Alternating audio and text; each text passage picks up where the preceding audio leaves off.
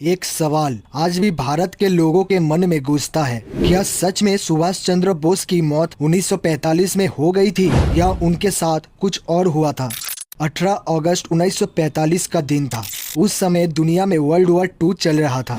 कहा जाता है नेताजी जापान में एक विमान में बैठकर कहीं जा रहे थे।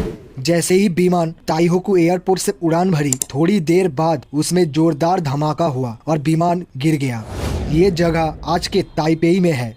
खबर आई कि उस हादसे में नेताजी बुरी तरह जल गए थे। जापानी डॉक्टरों ने इलाज करने की कोशिश की, लेकिन उसी रात उनकी मौत हो गई। बाद में उनका अंतिम संस्कार कर दिया गया और उनकी अस्थियां जापान के रेनकोजी टेम्पल में रखी गई। अगर कहानी यही खत्म हो जाती तो शायद कोई सवाल नहीं उठता, लेकिन असली रहस्य यही से शुरू होती है। कई लोगों ने कहा कि इस विमान दुर्घटना का पक्का सबूत नहीं मिला। नेताजी का शव भी भारत में नहीं लाया गया, इसीलिए लोगों को शक होने लगा कि नेताजी जिंदा है। फिर 1770 में एक और जांच हुई, जिसकी अगुवाई जस्टिस जीडी खोसला ने की थी। इस जांच में भी यही कहा गया था कि नेताजी की मौत उसी हादसे में हुई थी। लेकिन बाद में एक और जांच हुई, मुखर्जी कमीशन। इस आयोग ने कई साल तक जांच की और 2005 में कहा कि विमान दुर्घटना की कहानी पूरी तरह साबित नहीं होती, यानी मामला फिर से रहस्य बन गया। इसी बीच एक और कहानी सामने आई।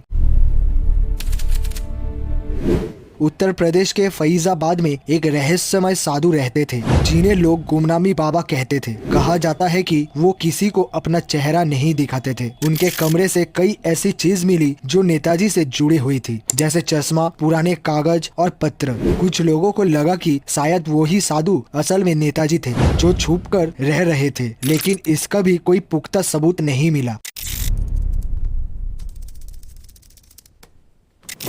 समय के साथ सरकार ने कई गुप्त फाइल जनता के सामने रखी। इन फाइलों से कुछ जानकारी तो मिली, लेकिन पूरा सच आज भी साफ नहीं हो पाया। इसीलिए आज भी लोगों के मन में 3 बातें चलती रहती है। पहला, नेताजी की मौत विमान दुर्घटना में हुई। दूसरा, वो किसी दूसरे देश में चले गए थे।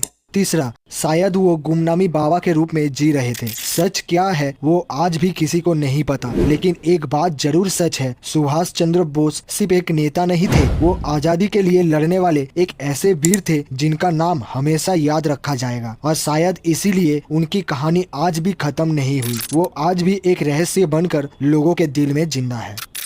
दोस्तों, वीडियो अगर अच्छा लगे तो वीडियो को लाइक कर देना और इसी तरह के कंटेंट पाने के लिए मेरे चैनल को सब्सक्राइब कर लेना। और आप अगर फेसबुक में वीडियो देख रहे हो तो मुझे जरूर फॉलो कर लेना।